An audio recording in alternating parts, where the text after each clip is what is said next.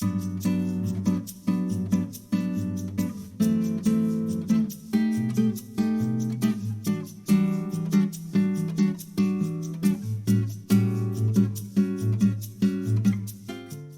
1959, inside a modest studio at Odeon Records in Rio de Janeiro, a quiet revolution was about to happen. The singer and guitarist João Gilberto, practically unknown outside small Rio circles, stepped in with a style so unusual that some studio engineers thought it would never work. He sang softly, almost in a whisper, and played the guitar in a way no one had ever heard before.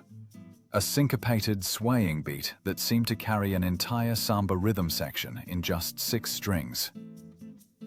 The album he recorded, called Chega de Saudade, would become the birth certificate of Bossa Nova. Brazil at the end of the 1950s was a country looking to the future. Brasilia, the brand new capital, was rising in the middle of the country. President Juscelino Kubitschek promised 50 years of progress in 5. In Rio, modern art, cinema, and poetry were searching for new expressions. Popular music, however, was still dominated by dramatic samba canção ballads, filled with heavy orchestrations and passionate singing. João Gilberto's approach was the opposite. He sang quietly, as if speaking directly to a single listener. His guitar, what came to be called the batida de violão, carried rhythm, harmony, and intimacy all at once. Instead of big gestures, there was subtlety. Instead of drama, there was quiet confidence. Odeon's studio engineers were initially puzzled. They weren't used to placing microphones so close to a singer or a guitar. João insisted. His style required precision. Otherwise, the magic would be lost. Antonio Carlos Jobim, who served as the album's musical director and arranger, guided the process, writing elegant orchestrations for strings and winds that never overshadowed João's intimacy. The result was a unique balance. Some tracks featured lush arrangements, while others were stripped down to just João's voice and guitar. The contrast was shocking at the time. For many listeners, the orchestral tracks felt familiar, but when João played alone, whispering and strumming with hypnotic precision, they were hearing something completely new. The album lasts barely 24 minutes, but every track is a milestone. Chega de Saudade, the title song by Jobim and Vinicius de Moraes, introduced the bittersweet essence of Bossa Nova.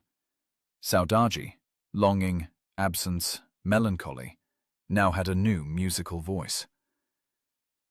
Desafinado became a manifesto. Its lyrics defend the new singing style. If you say I sing out of tune, my love, answering critics who mocked João's soft delivery. Bim Bom, João Gilberto's own composition, was born from observing washerwomen balancing baskets on their heads to a steady rhythm. It was simple, hypnotic, and utterly original. Older Brazilian classics like Rosa Morena, Dorival Caymmi, and E Lujo Só, Ari Barroso, were reimagined through João's new lens, bridging tradition and innovation. Even songs that might have gone unnoticed in another singer's repertoire gained a new light here. João transformed them with rhythm, silence, and subtle swing.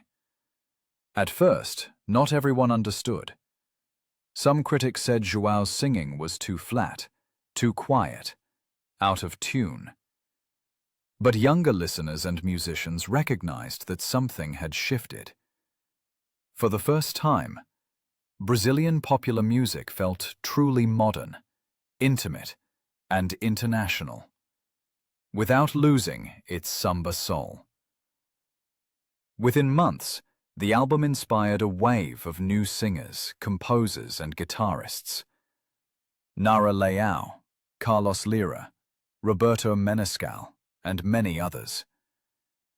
It gave Tom Jobim and Vinicius de Moraes a platform as the great songwriting team of the era. and it laid the foundation for Bossa Nova to soon travel the world. From Rio to Carnegie Hall, from Paris to Tokyo.